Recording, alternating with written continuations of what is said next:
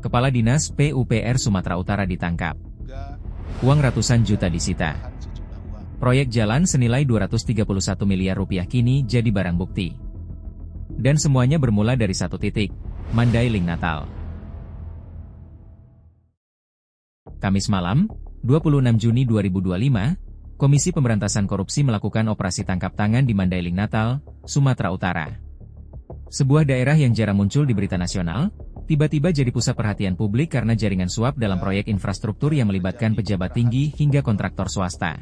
Kami sudah mendapatkan informasi ada penarikan uang sekitar 2 miliar dari pihak swasta yang kemungkinan besar uang 2 miliar ini akan dibagi-bagikan kepada pihak-pihak tertentu, di mana pihak swasta ini berharap untuk memperoleh proyek. Pada sekitar malam Kamis, kami memantau bahwa ada pertemuan antara pihak swasta, ini saudara Kir ya, dan saudara Ray, dengan saudara TOP. 5 orang langsung ditetapkan sebagai tersangka. Yang paling menonjol, Topan Obaja Putra Ginting, Kepala Dinas PUPR Provinsi Sumut. Ia ditangkap bersama 2 pejabat proyek, Rasuli Effendi Siregar dan Helianto, serta 2 direktur perusahaan rekanan, M. Ahirun Effendi dan M. Raihan. KPK selanjutnya melakukan gelar perkara dan menetapkan 5 orang sebagai tersangka, yaitu 1. TOP, selaku Kepala Dinas PUPR Provinsi Sumut. Nomor 2, Saudara RES, selaku Kepala UPTD Gunung Tua Dinas PUPR Provinsi Sumut, merangkap pejabat pembuat komitmen atau PPK. Ini untuk perkara di Dinas PUPR.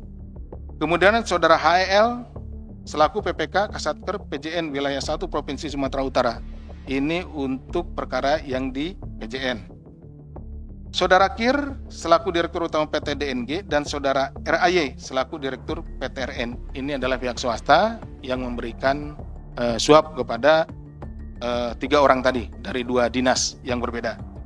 Modusnya bukan hal baru, tapi caranya semakin rapi. Perusahaan kontraktor ditunjuk langsung, tanpa proses lelang, setelah komitmen disepakati.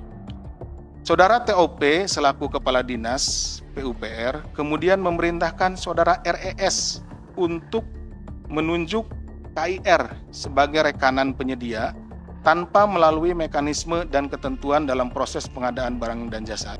KIR ini tidak hanya ke PUPR untuk mendapatkan proyek jalan, tetapi juga ke Satker PJN Wilayah 1. Jadi sudah dipersiapkan segala sesuatunya. Dari awal memang PT DNG ini yang ditunjuk akan menjadi pemenangnya.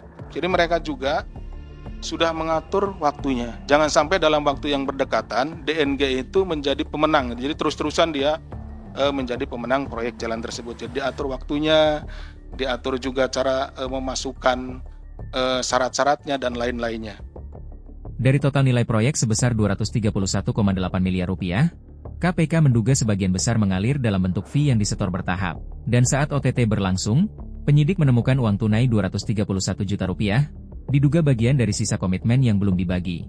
Jadi 231 juta ini merupakan bagian dari 2 miliar yang telah saya sampaikan di awal.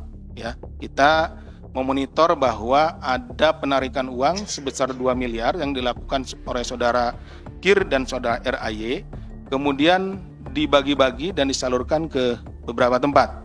Nah, dan tersisa atau sisanya adalah sekitar 231 juta yang kita temukan di rumahnya Saudara Kir, yang diduga merupakan sebagian atau sisa komitmen fee dari proyek-proyek tersebut.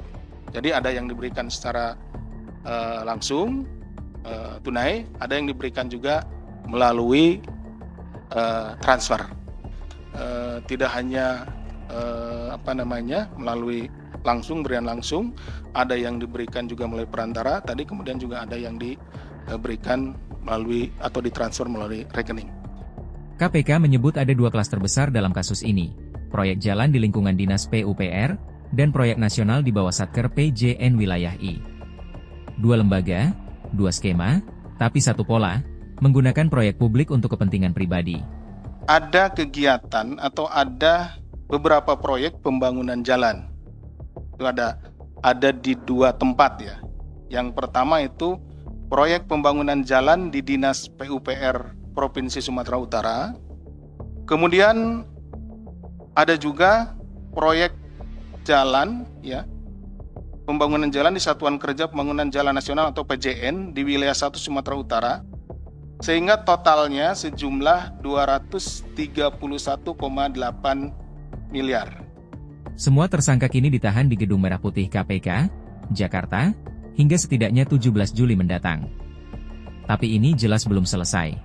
Nah, tidak menutup kemungkinan dari hasil pemeriksaan yang kami lakukan terhadap Saudara KIR, Saudara RAY, Saudara TOP, Saudara RS, Saudara HEL, itu akan diperoleh informasi aliran uang kemana saja. Jadi ini masih tahap awal yang kita ketahui dan kita temukan pada saat tim turun di lapangan. Apa yang mendorong OTT ini terjadi, bukan dari pengawasan kementerian, bukan juga dari laporan internal, tapi dari keresahan warga. Mereka mencurigai kualitas jalan yang baru dibangun, cepat rusak, tidak sesuai spesifikasi. Laporan dari warga inilah yang akhirnya membuka pintu bagi KPK untuk masuk dan membongkar skema korupsi yang lebih besar. Sejak beberapa bulan yang lalu, itu ada informasi dari masyarakat kepada kami terkait dengan dugaan tindak pidana korupsi, kemudian juga adanya infrastruktur di wilayah tertentu di Sumatera Utara, kualitasnya yang memang kurang bagus, sehingga diduga ada tindak pidana korupsi pada saat pembangunannya. Kasus ini mengajarkan satu hal, bahkan di daerah terpencil seperti Mandailing Natal, korupsi bisa tumbuh dengan rapi, selama ada celah, sistem yang longgar, dan pengawasan yang lemah. Jalan yang rusak bukan sekadar akibat cuaca, tapi seringkali adalah jejak dari korupsi yang berjalan mulus. Pertanyaannya, apakah OTT ini akan membuka tabir lebih luas, menyentuh aktor-aktor besar lain di balik proyek infrastruktur Sumatera Utara? Ataukah, seperti biasa, kasus ini hanya akan berhenti di pejabat tingkat menengah? Tulis pendapatmu di kolom komentar. Apakah ini cukup? Atau harusnya lebih dalam lagi? Like video ini jika kamu percaya transparansi harus dimulai dari proyek paling dasar. Dan jangan lupa subscribe untuk mengikuti episode selanjutnya dari investigasi ini.